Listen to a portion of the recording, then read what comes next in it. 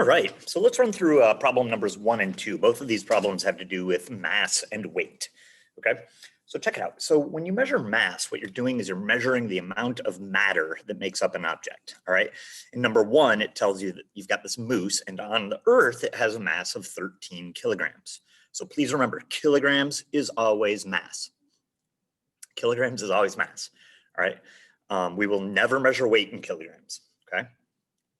So when you measure the number of kilograms an object has, or the amount of mass that an object has, what you're doing is you're measuring how much matter makes up the object, right? So you're sort of like counting protons, neutrons, and electrons, right? And then, assigning that a value, right? Okay, so here's our moose, all right? We're gonna pretend for a minute that this is a moose, all right? So here's my 13 kilogram moose, right? Now, even if I take this moose to Mars or the moon or whatever, Betelgeuse or wherever, it's still going to be made up of the same number of protons, neutrons, and electrons, right? The matter will not change, all right? And object mass is the same no matter where you bring it, all right? So all of these questions that say, what is the mass of the moose in various locations are going to be 13 kilograms. So the answer to B is 13 kilograms. The answer to D is 13 kilograms, all right? So finding your mass ought to be easy, okay? Now, your weight, all right? Please, please, please know this, you guys. The definition of weight is force of gravity, all right? Anytime I ask you for weight, you should go, oh, that's the same as the force of gravity. And it turns out to calculate that force of gravity, all you do is you multiply the mass of the object by the acceleration of gravity wherever you're at, okay? Now, so let's run through these. So A asks us for the weight of the moose on the moon. So our force of gravity, or sorry, on the Earth, sorry. So the force of gravity on the Earth is going to be the mass of the moose times the acceleration of gravity on the Earth, and multiply that out, and it gives you negative 127.4 newtons. Notice in science, we measure weight in newtons because weight is a force, and we measure force using the metric system. We measure force in newtons, all right? In this class, we will never use pounds, okay? All right, so that's that. Now, when you go to the moon, there's less gravity on the moon, right? So when you go to the moon, oops, that was supposed to be a different color. Let's try that again. So when you go to the moon, same idea, except now the acceleration of gravity is different. So to do part B, to find the force of gravity on the moon, as opposed to on the Earth, like we did up here, we're going to take our mass, which has not changed, right? The moose is still made up of the same number of particles, but now I multiply it by my new acceleration of negative 1.6 meters per second squared. All right, and that gives me a number that I was not smart enough to figure out in advance, so I apologize, 1.6.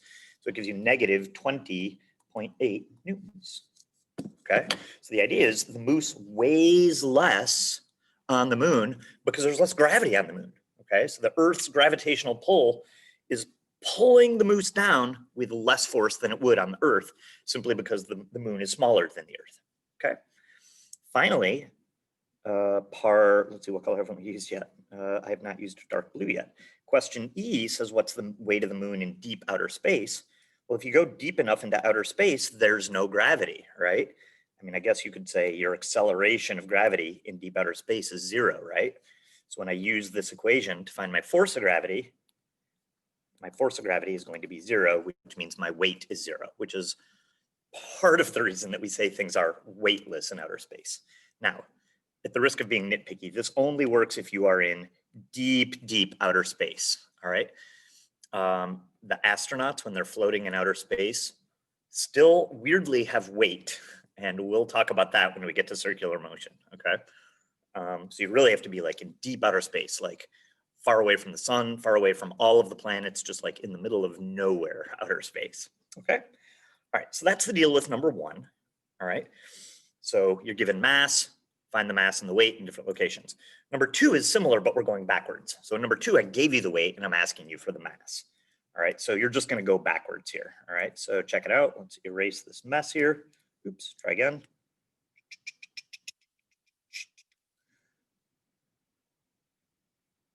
weight. Oh, darn it. All right, so remember, weight is the force of gravity, right? So in number 2, it says a toy car weighs 25 newtons, right? Toy car weighs 25 newtons. So that's telling me that my force of gravity is 25 newtons, right?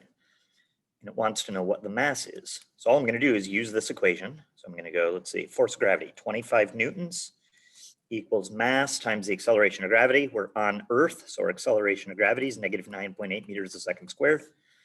And divide both sides by negative 9.8, and you find that your mass is